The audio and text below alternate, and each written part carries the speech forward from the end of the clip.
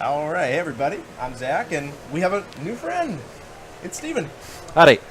Steven is a Jeskai player, a master, and good at the speaking tube. So he's going to hang out, have fun at these top 8 matches, and I'll probably just shut up and let him talk for most of it. You're probably a Magic player than I am. We'll see. I mean, and I played against some of the people that were in the top 8 today. Nice. So I know what they're playing on. I know a little bit about what they're doing, what the matchup should be. I know some of the people just personally. So that always that's why I like this tournament series, because you can form a little better connection with the players. Yeah, so we can know for this match.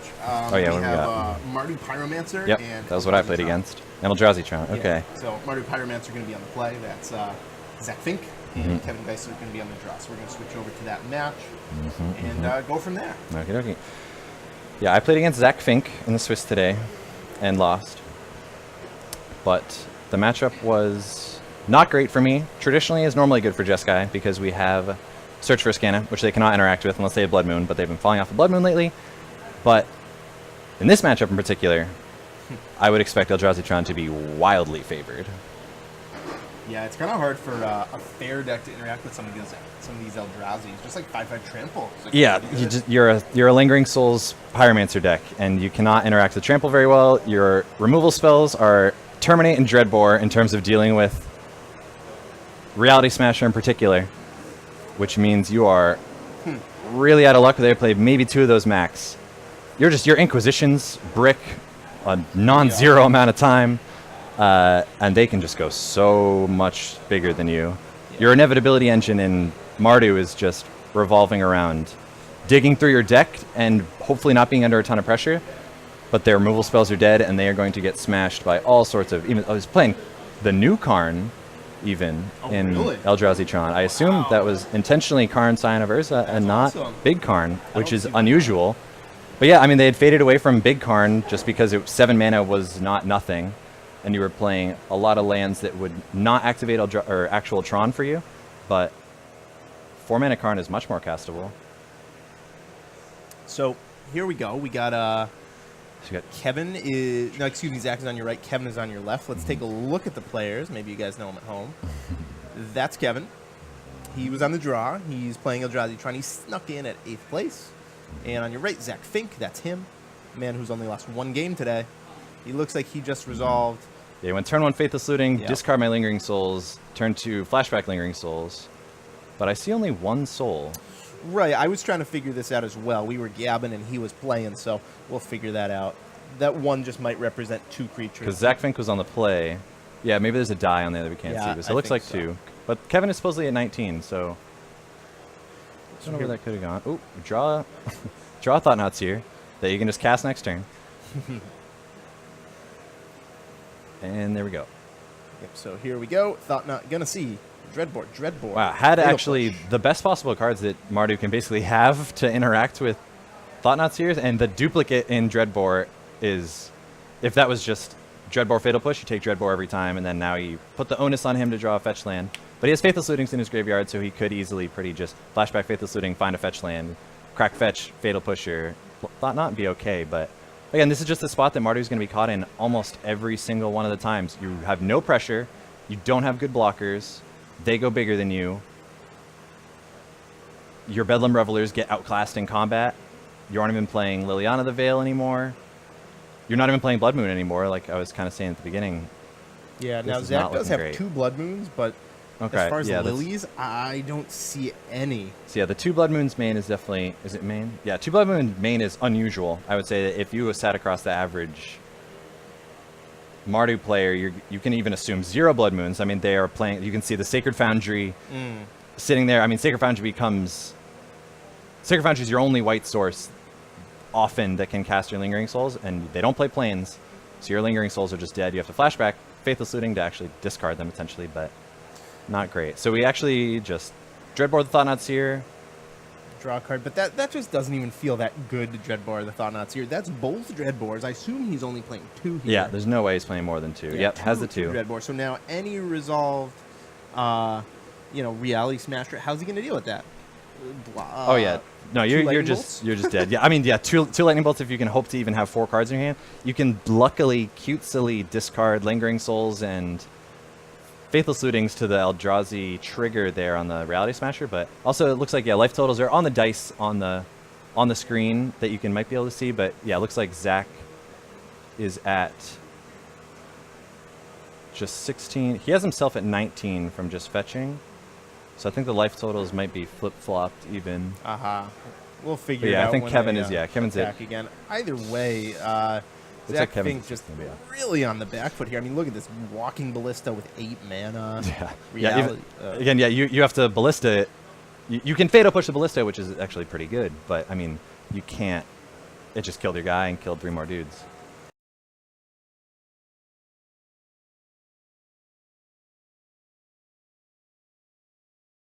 No, yeah, definitely not. Another Souls, like Hard these cards Castles. are such powerhouses against some other decks, right? Like I mean, against Souls and Bedlam, yeah, I mean against blue white, just against just green guy decks. anything with spot removal. Yeah, Suddenly you have 2 to 4 bodies with evasion. A lot of times you can hope to just block 2 to 4 little bodies, but flying bodies is a very real deal. And the fact that you can slow roll them over 2 turns, if it was Lingering Souls would probably be an inferior card if it was some weird universe of where like you had to make all 4 tokens at once. Right. Is actually a lot worse against a lot of matchups with, even if it's Supreme Verdict, Anger of the Gods. You'd see right here, if he had 4 tokens in play, that Walking Ballista could have killed all of them, and now you could just flash it back, makes more so. But again, this is the other problem with Mardu, is that your Faithless Lootings are card negative-ish. it's not where like you the don't Hollow really One get to deck. draw cards, yeah, and you don't get to get any explosive Right. card advantage. Kind of Hollow One gets to lean on this virtual card advantage with these free Hollow Ones, but Yeah, I mean, the Hollow One deck, like 20 of the 60 cards you want in your graveyard. This deck, it's only like, what, 4 to 8 or something? yeah, basically, literally only. I mean, you play Kolaghan's Command to turn on some of your creatures, but the only cards you truly want in your graveyard are the Faithless Lootings and the Lingering Souls. But you want to cast the front half too. So here's just another enormous Ballista. Oh, Zack again, just with basically no cards in hand because he's had to been flashbacking these Faithless Lootings to kind of go down a card, so to speak, or just filter. But what are you filtering for at this point? He's Right. out of Dreadbores with no way to get them back. He has 1 Fatal Push left in his 75. he probably wants a Blood Moon. That'd be pretty Yeah, good. he would take a Blood Moon, but again, that's the classic Blood Moon problem where now It doesn't win. Kevin has 5 lands and Right. can still just activate his Ballista every turn and just trade with almost every single one of Zack's creatures. Thankfully, would not have any colorless to actually cast any of his colorless creatures. How many wastes? He's actually playing 2 wastes in Eldrazi Tron, which Back to 2, I sure. suppose might just be normal. Not 4 Ghost Quarter. You can Ghost Quarter yourself in response to those wastes, but wow, actually found the second and final copy of any card in his deck that can interact. Okay, there's 1 Terminate, I suppose, too, but Yeah, this is kind of a weird game. Like, This a lot is of things are very coming up weird. really positively for Zack, but at the same time, he's still just getting crushed. yeah, I mean, one of the strongest suits that Mardu gets to lean on is the fact that you can, I mean, you fly through your library. You can see more than half your library on the average game against any kind of mid-range deck, which enables you to draw these 1-ofs and these 2-ofs and right. 2 of your 2-ofs.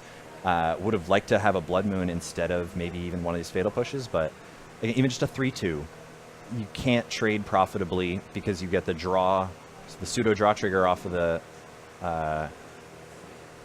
little, Oh yeah, the Mind what's his Stone, name you now? mean? No, yeah, Or the little, yeah, the guy, the The Matter Matter. Shapers, and so you just, even if, I mean, you can just best case scenario hope that he hits a land, but now you're just at 7 lands. You can start again. You can cast your Karn under Blood Moon easily, but Blood Moon isn't even good enough here. Zack with Oh, Chalice on 1. almost nothing. This is ugly. Chalice, but so the weird thing is, what does Chalice on 1 even really do? I Right. don't even think you wanted to cast Chalice on 1 here. I think it used to be better versus Mardu, like, or it's also better earlier in the game. yeah, so if you can do it on turn 2, then it's probably great. I mean, he wouldn't have been able to Fatal Push and stuff like that, but now the only 1-drops, it counters Faithless Looting flashbacks, which is not nothing. Maybe that was the reason that makes the most sense. I mean, Inquisition that you're countering probably don't really care about the cards in your hand, CMC 3 or less, but Thoughtseize is still good, but he doesn't have... Putting it on 2 would have stopped Mind Stone from himself, but that was it. So the Souls tokens are chipping away. Souls I are mean, still just hammering he's got down. him down to 14. That's Yeah. not a lot, but also no Bedlam Revelers have been drawn. So any Bedlam Reveler Yeah. will most likely chain Wow. into another one or at least some gas. A Kolaghan's, something here. Yeah, so that's what he's looking for. The problem is Kolaghan's Command, actually, there isn't a single creature in his graveyard, which is Wow. unusual. But it looks like Zack actually drew the final removal spell to interact and terminate. Okay, that's pretty nice. And has the second card to discard in case he gets smashed here. Lining up his lands. I mean, he has infinity mana, not under a Blood Moon. It sucks that the Walking Ballista is now dead, but had cracked a Mind Stone already. I mean, they're racing, and Kevin is winning the race by a long shot with literally almost anything in his hand is good. But it looks like, I mean, Kevin has maybe 1 or 2 cards in his hand. Yeah, he's drawn way more land. He has way more mana available. He's ahead on the race. He's ahead in terms of power on the board and chalice on the board. Hard to imagine him losing this game, really. It's going to take something special from Zack, in my opinion, probably starting with Bedlam Reveler. Yeah, it's got to be kind of this weird combo of like Reveler into Reveler, Chalice on. If that's 3, Zero, then or- that's... No, it's definitely not 0. It's either 2 or 3. Yeah, there might be a die on there. So it looks like a Chalice for 2, tap 2, like Power Plant Mine. So Chalice on 2 now cuts out the remaining, looks like just Young Pyromancers. Yeah, not a lot. And this might be a little unfamiliarity with the Mardu Pyromancer deck, because this clearly should have been on 3, right? The Kolaghan's. Well, you put on 3, you hit your own Matter Reshaper Okay, only and a your couple own left, but yeah. I assume they're about like 2 Dismembers, 2 Dismembers. So your own Matter Reshaper, your own 2 Dismembers. Dismember being one of your best cards to hit. Anything? Did you just draw his Hazoret? Oh no, might have just been Mountain. But so got Thought Knotted, revealed lands, which means now that the Reality Smasher is down to super 10. live. Okay, yeah. Oh, So no, yeah, there was a excuse me, die just representing just the one. 2 guys there. Yep, drew the Mountain. Okay, so I thought. Oh yeah, no. What are you gonna do against this? I think the Terminate. Yeah, the Terminate is gone. So he has actually no ways to kill a creature left in his deck, other Okay. than Brutality plus like doubling up with Lightning Oh. Bolts. But Brutality and Lightning Bolt being covered actually has nothing, and there's just actually no outs. I think at this point. Well, it can start with a Bedlam Jumps Reveler. forward, That goes will to draw him 6. 3 cards. Yes, if you go Reveler into Reveler, okay, Thoughtseize is not it, and that will be all she wrote. Sideboarding, however, has to... I mean, weirdly enough, what are you really going to do if you're Zack here? When it comes to sideboarding, he's got 2 Damping Sphere, which thankfully was just so much better than any other option other than Blood Moon up until Dominaria, which is great. So it looks like... So Zack's sideboard, basically 1 Anger of the Gods, 1 Engineered Explosives, 1 Wear Tear, 1 Rakdos Charm, 2 Collective Brutality, 2 Damping Sphere, 3 Nile Spellbomb, 1 Comball, 2 Rabble Master, and 1 Crackling Doom. So we can expect... I certainly like the last 4 card you said. I think you side in Yeah. the Cabal. You make him kill it. Yeah. You side in the 2 Rabble Master. Again, you make him kill Yeah, that I think card. Rabble Master, especially when the removal from Eldrazi Tron is functionally non-existent, you've got these really slow Ratchet Bombs that just do nothing. Spatial Contortion doesn't do anything. Grafted Cage doesn't do anything. Warping Whale doesn't do anything. Gutshot doesn't do anything. Basilisk Collar. Again, so E-Tron basically still on... Still on its Ballista or original bust. 60, you think? I mean, they bring in Relic for yeah, sure. So yeah, absolutely. And yeah, just in terms of dealing with like Rabble Master or Comball, Dismembers, which you're taking 4 from every time. Yep, no every herb board. time. Your life total is very relevant in this matchup for sure, since you cannot interact with flyers very well. But yeah, so we expect probably the Damping Spheres, Comball, Rabble Master, Crackling Doom, likely coming in from Zack Fink, and E-Tron looking at Hangerback Walker might actually be pretty Oh, good. yeah. That card is... You That just card make a shines 6/6 against these Hangerback black Walker. decks. Exactly. You can, if you get next leveled enough, Zack can bring in his Rakdos Charm and kill your giant ballista or kill your giant Hangerback Walker, and then like 8 you with the That's pretty cute. with That's the pretty 1 cute. per. But otherwise, Guessing yeah. we're not going to see that interaction. Do not expect. Would be pretty sweet, though. Unless he's that spooked of Chalice. chalices. Okay, that's reasonable, actually. Which there was a little late, but you are reminded chalices in your opponent's deck. So maybe you're too incentivized to bring in the Wear Tear and the Rakdos Charm. So now, do you know either of these players? Kevin Geissler, Zack Fink? I've never interacted with Kevin before, but like I said, I've played Zack at the Wiz sometimes. Okay. Now, where's that? If you're in Massachusetts, it's off exit 23, kind of like near on your way towards Worcester. For the most part, it's about 15 minutes from. Okay, so the TJ's. Wiz, sure. But so I would play against him every now and then on their Sunday Modern, but we've played every now and then. He's played all sorts of decks. Didn't even know he was on Mardu when I played. So like against him not a one-trick pony is what you're saying. No, definitely not a one-trick. I mean, Exode today. Yeah, has lost. Well, that's his second game loss of the entire day. Yeah, which is just insane. There were actually, I think, 2 different players that had, up until through round 5, had 100% game win percentage. Yeah, the other one would have to be. I think Dean was at 100 at one point too. Playing. Yeah, we definitely saw him 2-0 a Counters Company player. It was not close. He Teferi, Hero of Dominaria, his Counters Company opponent. It was pretty just brutal. green-white? Yeah, straight up that green matchup white. is just stone unlosable. You throw in blue and you get Queller and you get counter spells post board, and then you're kind of like Bant Nightfall. That's actually okay against Jeskai, but green-white is just, you keep Electrolyze, Bolt, Helix, and there is nothing your opponent can Verdict do. just in case. Yeah, sometimes you might not even be right to keep in Verdict just because it's so often a 1-for-1 because you've killed everything that sees the light of day. Hit those collected companies and you're chilling. But so it looks like we've got openers, we've got sideboards. So we see the one of the 2 dismembers from Kevin. We see the Ballista that's incredibly relevant, a map, 2 Tron lands. Hand looks great. Zack with no Inquisition or Thoughtseize effect, which might just make sense to slow roll, but map is in. We see the Rakdos Charm came in from Zack that actually could hit this right now. On the play Rakdos Charm, if you're that afraid of going long and think that one of the only ways you can cheese the matchup is by preventing Tron, sticking him on 2 lands, and maybe. just hope he has a 2-lander. That's not unreasonable. Hope that he has like a weird Eldrazi Temple and a Cavern, something, a Seagate Wreckage to make sure his Tron is kind of delayed, and just try to ride a Rabblemaster. We know it's not going to work because also, I mean, dismember's hanging around. But maybe if you think that your opponent is going to go, like perhaps search up the Waste in response to your Blood Moon, that's a reasonable thing. I think that alone makes it. Yeah, that's a great point, and we see that play exactly here. That you're a Blood Moon deck. You know that's one of your best outs. You see thing that can counter my Blood Moon immediately on turn 2. Right.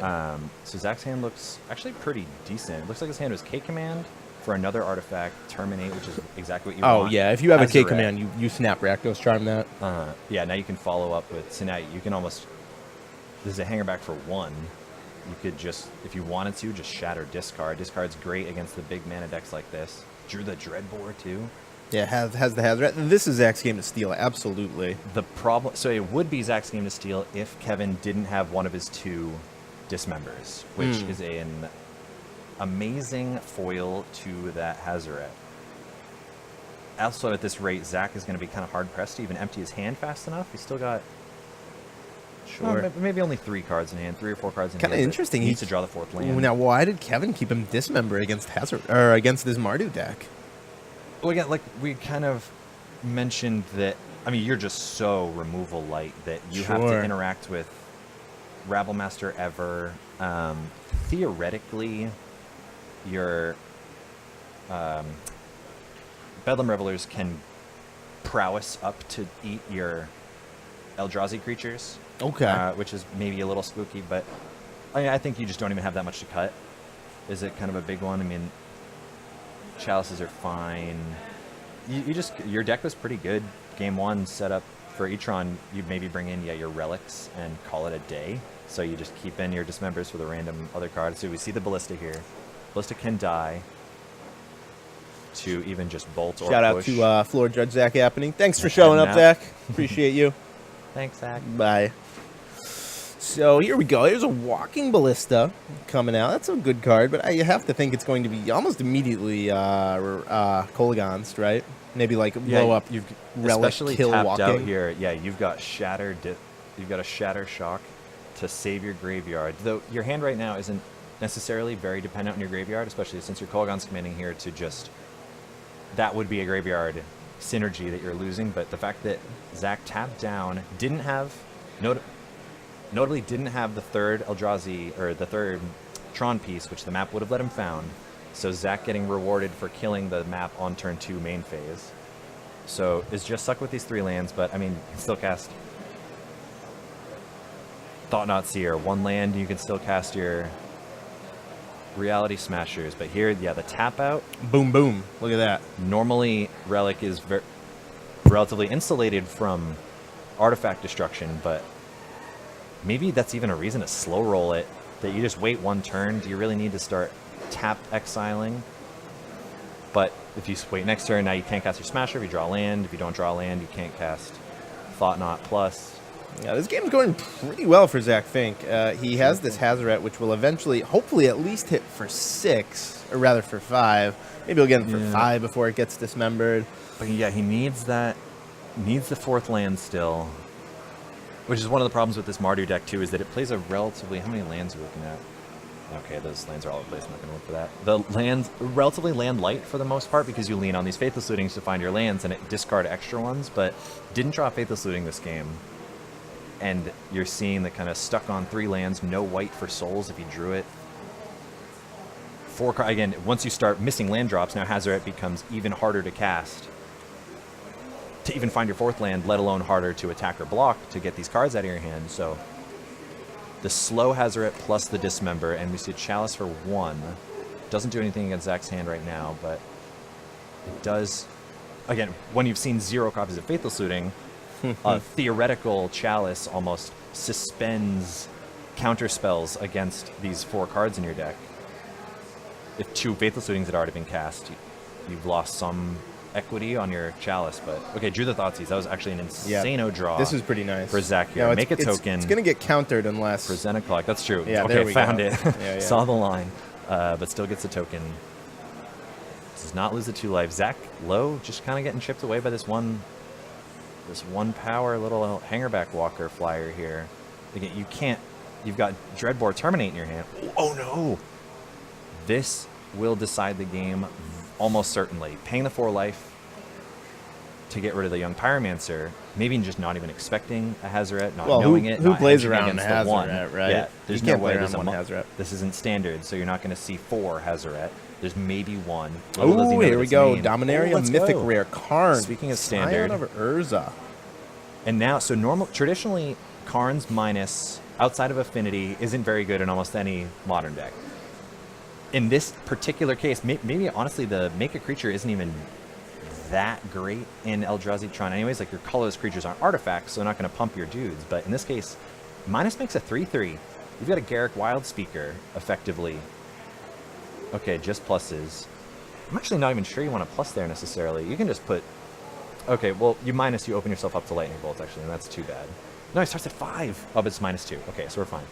Plussing almost guaranteed to be safe here, but, you know, Zack Fink has the Dreadbore, which is another reason why, if you're going to be playing around that, you want a minus, so you can get a creature out of it if you're just going to lose your Karn to a Dreadbore. But, again, Dreadbore is one of the best cards against you. If you can trade, draw a card, make your opponent discard a card, that's fine.